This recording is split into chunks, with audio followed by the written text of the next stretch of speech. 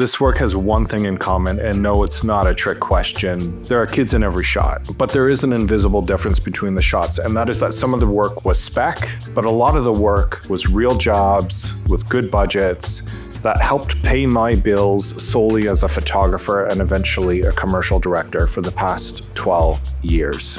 In fact, some of these pictures just helped me and my rep get on the bid for what would have been the biggest job of my career. I'll let you know later whether or not I won that job. I got on the bid because I put a quick PDF together with some fun writing laid over top of a body of work that I've been working on for the past 20 years. Sometimes it's a really, really long game. So today I'm gonna bring you along on that game. We get to photograph some kids in the best, coolest studio around, which is this, my messy garage. And we get to test out my new film camera. But more importantly, this video is not trying to inspire you to photograph kids. Maybe you hate kids. This video is just trying to inspire you to start playing that long game, to start following natural niches, to fill in gaps in your portfolio with spec or creative work, to be ready to put up your hand when opportunity knocks. Because the alternative is sitting in the corner with your arms crossed, thinking, I could have shot that, with nothing to back it up. In the words of one of my favorite filmmakers, Mark Duplass, the cavalry isn't coming. You are the cavalry.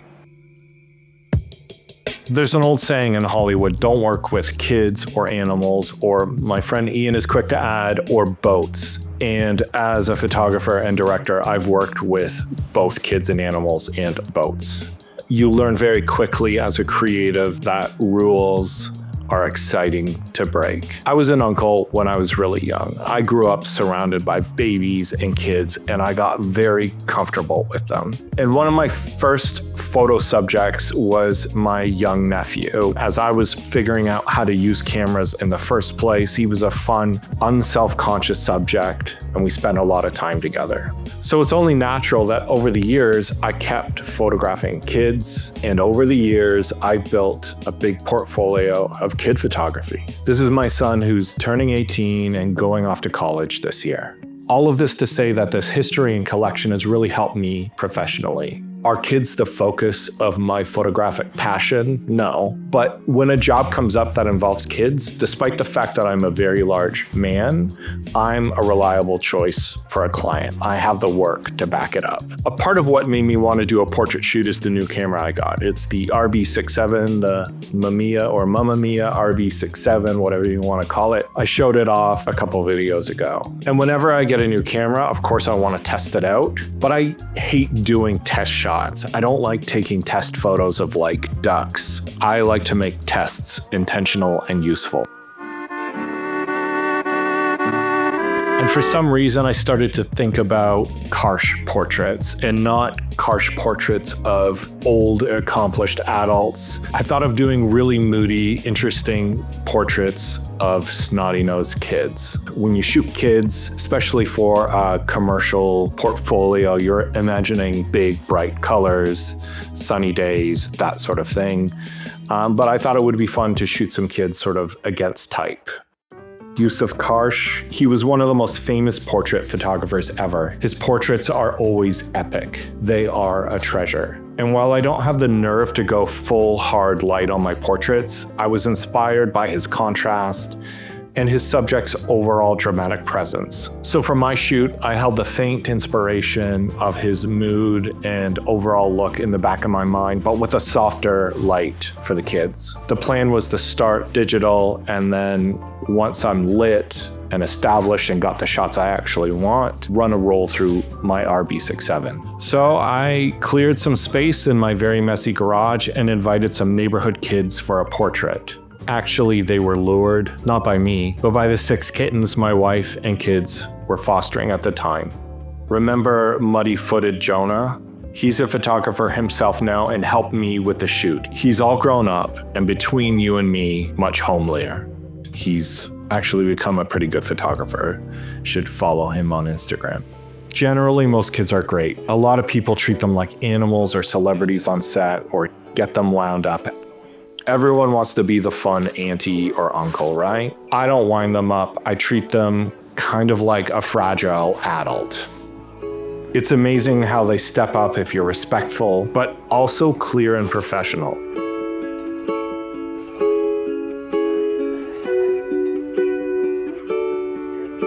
They shouldn't be there to have a blast. They're there to get a task done and possibly get ice cream and kittens after.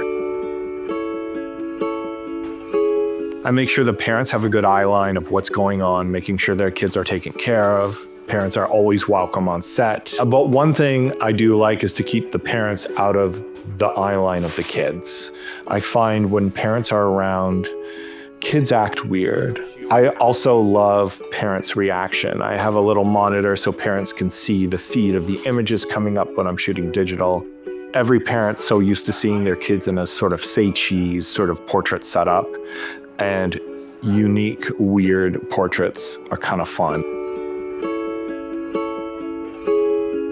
So when I switched to film, there were some unintended consequences. This is actually my first time shooting film with studio strobes. I've shot a lot of film, shot a lot of natural light stuff, I've shot on-camera flash, but having an image that is 100% lit with strobes. One of the unexpected things that happened was that the flash trigger I was using would auto shut off after a period of time. And with digital, that doesn't matter. If I left the camera for a minute or two, the flash trigger would go asleep and I would take a shot and it wouldn't fire and I'd have to wake the trigger up. I just got used to waking it up.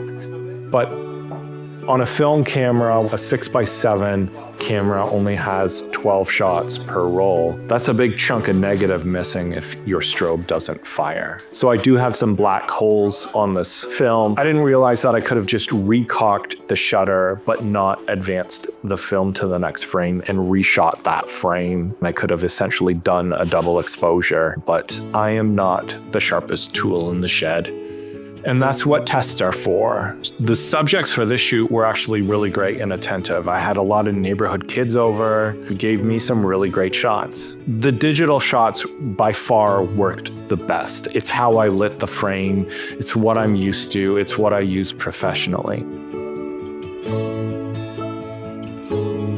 But I'm learning to overexpose film. And in the film shots on these, the shadows are muddy, they're deep. It's a little too contrasty. Digital won that day, but it's mostly because of my familiarity with it and my ignorance with film. I'm learning. The next roll will be better. But this shoot was not about film. It was about my portfolio. Focusing on things like film is fine. It's always fun to nerd out about the details, but that's for you and me to talk about. In the real world, film versus digital doesn't really matter. The film itself is not going to help us build a portfolio that sells, and the goal of this shoot was to add new work to my site. Most clients won't have a clue what you're shooting with. You could tell a client, I shot this on film, and they'd say, great. And then you could say, oh, I lied, I shot it on digital, and they'd say, great.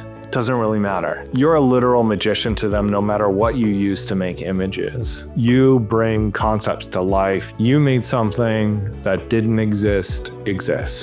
So here's my advice. Become even more of a magician to them and specialize. Do I love photographing kids? Do I want to build a career around it? Probably not. But do I have a portfolio of kids' work? I sure do. When ad agencies are looking for photographers or directors to work with their clients, they're extremely scared and extremely literal. If they're looking for a photographer for a car campaign, they need to see cars in your portfolio. If they are shooting a burger commercial, they need to see burgers on your reel. They're not going to take a chance. And the closer you have in your portfolio to what they're looking for, the easier it is for them to turn around and sell you and your work to their client and prove to their bosses why they should give you some money. Make it easy for them. So because I practiced my photography on kids around me my whole life and built a portfolio of kids' work up over the past 20 years, I just naturally became a good with kids photographer, a good with kids director. And of course, some kids are total and difficult to work with, but we're gonna get the shot. Sometimes when we shoot with kids, we get backup kids because kids are pretty unpredictable. I did a shoot with kids that, to be honest, I thought were a little too old to have backups. Like, these kids are smart enough to do the job, right? But our hero kid was just the worst. And so we ended up shooting with the backup, this absolute sweetheart. I was really hoping her shot would make the ad as just sort of like a little bit of karma, but we managed to get one great shot of the brutal jerk kid, and that's what made it in the campaign.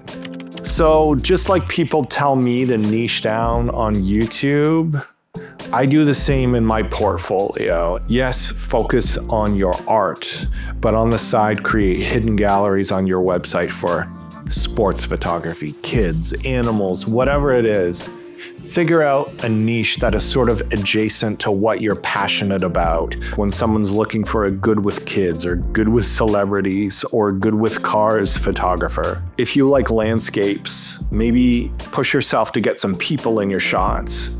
Figure out how to pose them, learn how to work with talent, and maybe you could get some tourism work or something like that. Think about what's related and marketable. Kids is just one side portfolio that I have. We're new parents and trying to feed our kids good food. And I was also interested in becoming a photographer. So I used this food blog as an excuse to shoot interesting food and to mostly ask for portraits from people who didn't necessarily want to be photographed.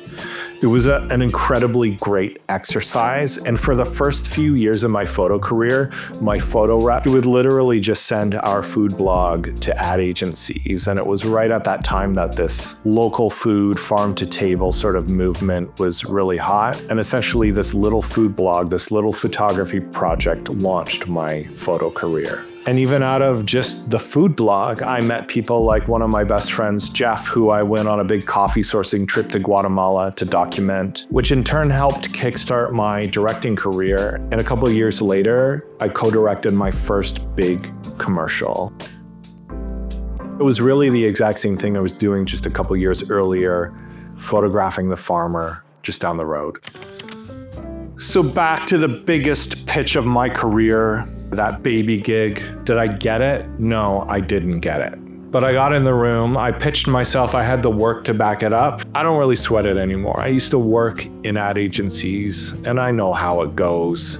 I don't think about it. I don't feel insecure about it anymore. I can only be me. But then one of my favorite clients in university sent me an email and asked if I knew of a photographer who did Karsh-style portraits. They needed a portrait of a past dean of the school, and of course I'm only gonna recommend myself. So I threw together a studio portrait gallery and I led that gallery with the shots of the kids that I took. So I shot that gig a couple Mondays ago, and as it turns out, they wanted them Karsh-style because in a couple weeks, the portrait I took of this past dean is going to be up on the wall, a few portraits down from an original Karsh. It's pretty cool. Luck, as it turns out, is just a side effect of being prepared.